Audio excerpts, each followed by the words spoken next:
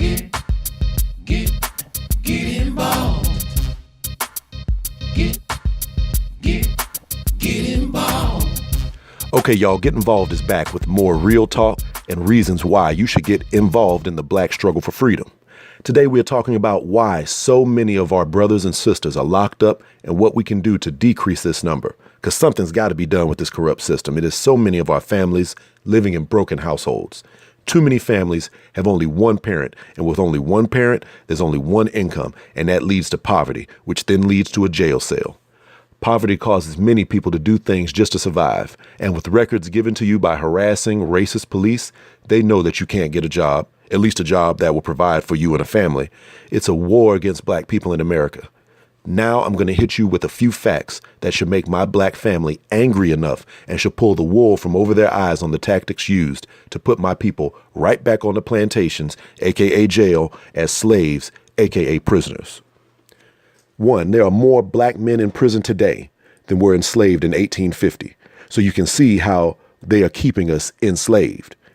For every 100 Black women between ages 25 and 54 not in jail, there's only 83% of Black men not in jail.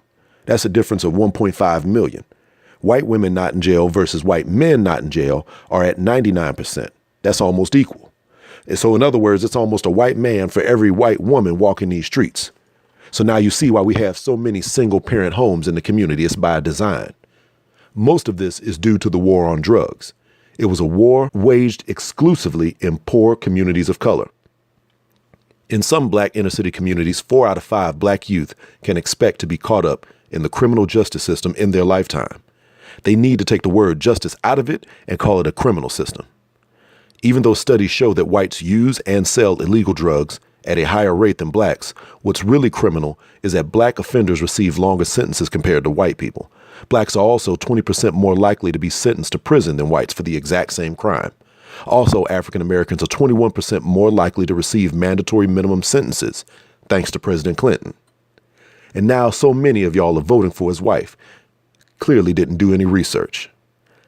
They always quote how many people are in jail, but never quote how many Black folks have records or are on probation. That number is 3.9 million.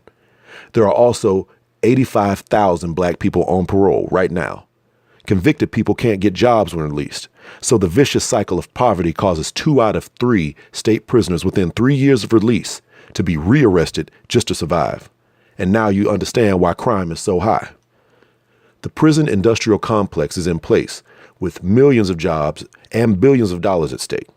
You will see another bogus sentence passed down, another third strike enforced for petty minor crimes. So now they got you on that plantation for life.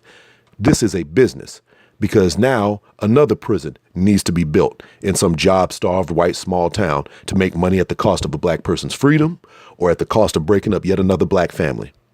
They love to break the Black family up because they know soon that parentless child will be in the pipeline to prison system. It's not about crime. It's about revenue and destroying the growth of the Black community so that white supremacy can continue to exist.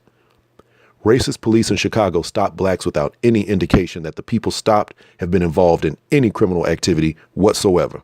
In Chicago, 72% of traffic stops are of Black people, even though Chicago is only 32% Black. Now you see why at traffic court, all you see is poor Blacks giving a last dime to the system for bogus tickets. It's just another way to keep them in poverty and keep the crime up. We have to be smarter than these lame tactics they're using. We have to build Black economics to employ our own and destroy poverty that causes violence. Every time you shoot your brother or sister, you're doing them 2 favors. One less nigga they got to worry about, and now they get to put you in prison to get another $60,000 a year per slave. It's a corrupt system, but if we don't build and develop, it will be looking like 1850 with us picking cottons in a few years from now. I am my sister and my brother's keeper. It's time for action. No more talking. We need to stand up, be strong Black men, stand up and be strong sisters and soldiers.